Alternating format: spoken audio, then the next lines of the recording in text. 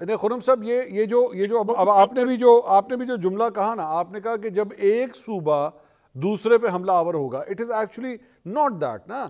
ये एक सूबा दूसरे पे हमला आवर नहीं हो रहा, ये एक सूबे का एक पॉलिटिशियन एक्चुअली एक दूसरे सूबे में आके सब कुछ कर रहा है, एक सूबा दूसरे पे हमला आवर नहीं हो रहा।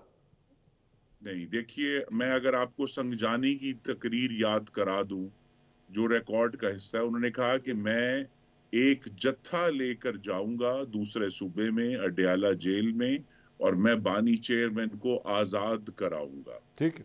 ये एक्साइटमेंट टू एन ऑफेंस नहीं है तो क्या चीज है? लेकिन अगर हम इस गुफ्तगू में रहेंगे तो आपने दुरुस्त का, हम आगे नहीं बढ़ सकेंगे।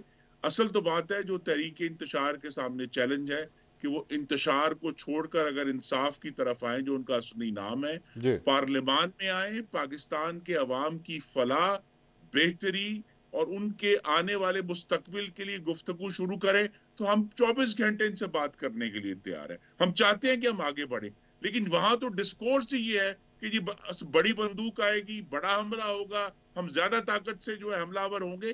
तो उनको इससे पीछे हटकर ये जो डिस्कोर्स है कि पाकिस्तान को आगे कैसे लेकर चलना है, जमहूरियत को कैसे लेकर चलना है, इनके जो भी ग्रीवेंसेस हैं उनमें कुछ वजन भी हो सकता है, लेकिन उसका तरीकेकार ये नहीं है कि आप हर 2 महीने के बाद वफाक पर चढ़ दौड़े या धमकियां दें कि वो दूसरे सूबे में जाके किसी जेल को तोड़ेंगे। उसका तरीका यही है कि पार्लियामान में आकर अपनी बात करें, कहें कि जी हमारा ये तरीकेकार है। ठीक है। अगर दहशतगर्दी इतनी सख्त हो रही है इस वक्त हर गुजरते दिन के साथ खैबर पख्तूनख्वा में, तो 12 साल से इनकी हुकूमत है, ये कोई हमें सबक सिखाए ना जी कि किस तरह जो है दहशतगर्दी से लड़ना है। ठीक। लेकिन वो कोई भी डिस्कशन पाकिस्तान के अवाम की जिंदगियां बचाने की, जिंदगियां बेहतर करने की तहरीक इंतशार के एजेंडा में नहीं है। इनके एजेंडे में इस वक्त तो सिर्फ इंतशार है और फसाद है। हसन साहब, जब मुस्लिम लीग नून के सरबरा नवाज शरीफ साहब कैद में थे तो मुस्लिम लीग नून की भी उस वक्त तमाम तर प्रायोरिटी सिर्फ एक ही चीज़ थी, वो थी नवाज शरीफ साहब की रिहाई। तो पाकिस्तान तहरीक इंसाफ अगर इमरान खान साहब की रिहाई के लिए स्ट्रगल ना करे तो ये एक अननेचुरल चीज़ नहीं है जो हम इनसे डिमांड करेंगे? नहीं, स्ट्रगल करनी चाहिए। देखिए, स्ट्रगल का एक रास्ता है ना। अब उनको आज़ादी अगर मिलनी है इमरान खान साहब को, तो अदालतों से मिलनी है।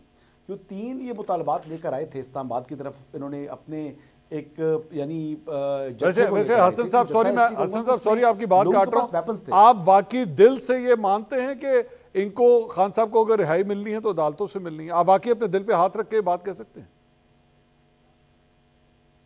देखें, इनको अगर रिहाई मिलनी है तो अदालतों से ही मिलनी है, लेकिन उसके लिए उनको सीबीएम्स भी दरकार हैं। और उस सीबीएम्स के लिए देखिए ना, आप इस तरह तो नहीं हो सकता जो आप बात कर रहे हैं कि अगर इन्होंने मामलात को ठंडा रखना है, अच्छा तो जी। फिर आप ये नहीं कह सकते जिस तरह आप इसराइल और इंडियन प्रोडक्ट्स के जो है वो बैन के हवाले से, उनके बाइकआउट के हवाले से बात कर रहे होते हैं। आज आप अपने जो अपने ही इदारों के जो कमर्शियल प्रोडक्ट्स हैं उनके बैन की एक जो है आपने कैंपेन लॉन्च की हुई है।